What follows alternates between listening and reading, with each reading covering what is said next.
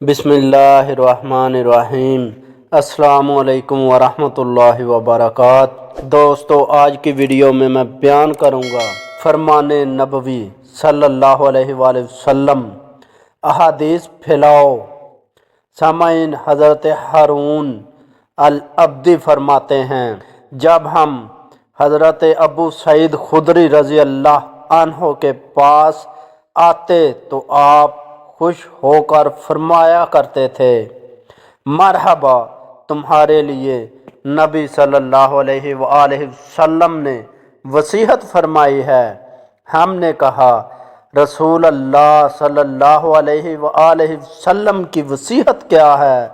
فرمایا، ہم سے رسول اللہ صلی اللہ علیہ وآلہ وسلم نے فرمایا، میرے بعد لوگ تم سے میری حدیثیں پوچھنے آئیں گے، جب وہ آئیں تو تم ان کے ساتھ لطف و عنایت سے پیش آنا اور انہیں حدیثیں سنانا۔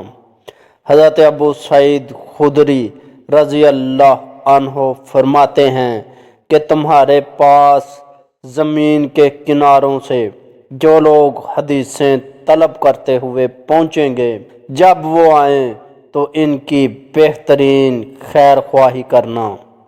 حضرت ابو سعید خدری رضی اللہ عنہ جب ان طالب حدیث نوجوانوں کو دیکھتے تو بے ساختہ فرماتے کہ اللہ کے رسول صلی اللہ علیہ وآلہ وسلم کی وصیت پر تمہیں مرحبا ہو۔ حضور صلی اللہ علیہ وآلہ وسلم کا ہمیں حکم ہے کہ ہم تمہیں کشادگی کے ساتھ اپنی مجلسوں میں جگہ دیں اور تمہیں احادیث رسول صلی اللہ علیہ وآلہ وسلم سنائیں۔ تم ہمارے خلیفہ ہو اور اہل حدیث ہمارے بعد خلیفہ ہیں۔ حدیث شریف کا سننا اور لکھنا دنیا و آخرت جمع کرنا ہے۔ سامعین، سہیل بن عبداللہ زاہد فرماتے ہیں کہ جو شخص دنیا و آخرت کی بھلائی چاہتا ہے وہ حدیث لکھا کرے، اس میں دونوں جہاں کا نفع ہے۔ عبداللہ بن داؤد فرماتے ہیں کہ حدیث سے جو شخص دنیا چاہتا ہے اس کے لیے دنیا ہے، اور جو آخرت چاہتا ہے اس کے لیے آخرت ہے۔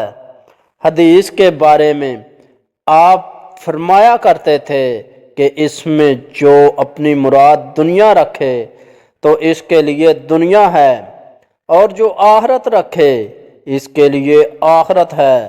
حضرت سفیان ثوری فرماتے ہیں کہ حدیث شریف کا سننا دنیا چاہنے والے کے لیے عزت کا باعث ہے اور آخرت چاہنے والے کے لیے رشد و بھلائی کا سبب ہے۔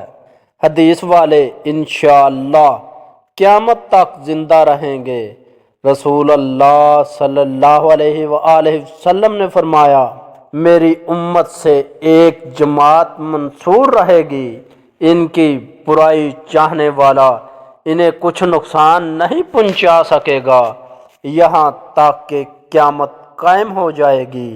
امام یزید بن ہارون فرماتے ہیں کہ اگر اس جماعت سے اہل حدیث مراد نہ ہوں تو میں نہیں جان سکتا کہ اور کون لوگ مراد ہیں۔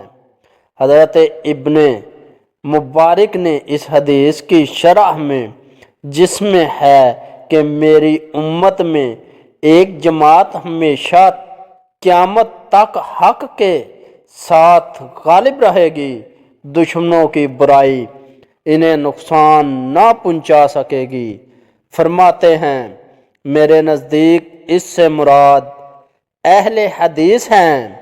حضرت امام احمد بن حنبل سے بھی اس حدیث کی شرح میں یہی وارد ہے، بلکہ وہ فرمایا کرتے تھے اگر اس سے مراد اہل حدیث نہ ہوں تو کوئی اور ہو ہی نہیں سکتا۔